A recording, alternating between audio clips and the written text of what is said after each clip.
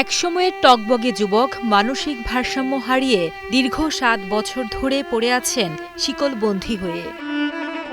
পরিবারের হাল ধরতে একসময় ভারত বাংলাদেশ সীমান্তের মহানন্দা নদীতে নুড়িপাথর উত্তোলনে শ্রমিকের কাজ করতেন নূর আলম। পাথর উত্তোলনকালে অসতর্কতাভাবে সীমান্ত অতিক্রম করায় আটক হন ভারতীয় সীমান্তরক্ষী বাহিনীর হাতে। হয় ৩ বছরের সাজা। পরে বন্দিদশা থেকে দেশে ফিরে হয়ে পড়েন মানসিক ভারসাম্যহীন। বাংলাদেশ আছে, বাংলাদেশ আসার অবস্থায় তো পাগল অবস্থা উনি তাকে আমাদের গ্রামের লোক মিলে শিকল দিয়ে বাঁধে রাখছে। দেশের সর্বোত্তরের জেলা পঞ্চগড়ের তেতুলিয়া উপজেলার সর্দারপাড়া গ্রামের বাসিন্দা মানসিক ভারসাম্যহীন ৪০ বছরের নূর আলম। ২ বছর বয়সেই বাবাকে হারান নূর আলম। ছোটবেলা থেকেই ধরেছিলেন সংসারের হাল। স্ত্রী ৩ সন্তানদের নিয়ে স্বাভাবিকভাবেই চলছিল তার সংসার। তবে হাসিখুশি সেই ছোট্ট সংসারে হঠাৎই নেমে আসে অন্ধকার। আগে তো ভালো ছিল, যখন আমার বিয়ে আগে হয়েছে, ওর বিয়ে পরে হয়েছে, মানে ভালোই ছিল। 4টা বাচ্চা হয়েছে, 3টা মেয়ে, একটা ছেলে। টাকাটা পার হয়ে উপাসে গেছে, বিএসএফ ধরে ওকে খুব মারাডাঙ্গা করছে। এমন মারাডাঙ্গা করার পরেও তাকে ওই দিন ভারতে জেলখানায় ছিল উনি অনেক দিন, 2-2.5 বছর ছিল।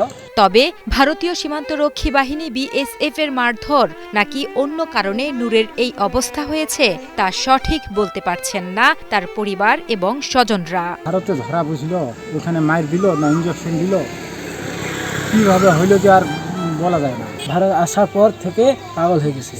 মানসিক ভারসাম্যহীন স্বামী নূর আলমের পাগলামি সহ্য করতে না পেরে স্ত্রী চলে যান বাবার বাড়ি।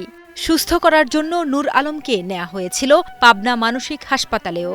তবে অর্থাভাবে সম্পূর্ণ করা যায়নি তার চিকিৎসা। আমার দাদি খুব অভাবে সংসার চালাতেছি, চিকিৎসা করতে পারে না।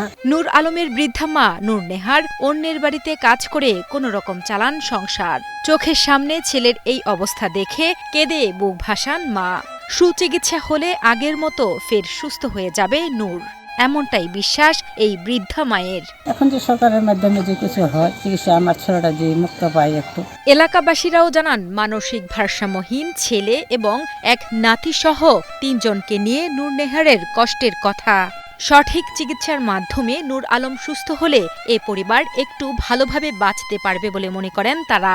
চিকিৎসা করা যায়, আমাদের মনে হয় উনি সুস্থ হয়ে উঠবে। যদি চিকিৎসা হয় ভালো আছে, উনি ভালো হয়ে যাবে। যে চিকিৎসার জন্য কেউ যদি সহায়তা করে খুব ভালো হবে তার পরিবারের পক্ষ থেকে। এদিকে রোগী কল্যাণ সমিতির সভার সিদ্ধান্তক্রমে নূর আলমের সুচিকিৎসার ব্যবস্থা নেওয়া হবে বলে আশ্বাস দেন তেতুলিয়া উপজেলার নির্বাহী কর্মকর্তা ফজলে রাব্বি। মানসিক ভারসাম্যহীন রোগীকে তার যে ফ্যামিলিগত যে চিকিৎসা করা হয়েছে সেই চিকিৎসাটা যথোপযুক্ত মনে হয়নি আমাদের কাছে। এই কমিটির সিদ্ধান্ত নেওয়া হয়েছিল তাকে আমরা আর্থিক কিছু সহায়তা করবো তার চিকিৎসার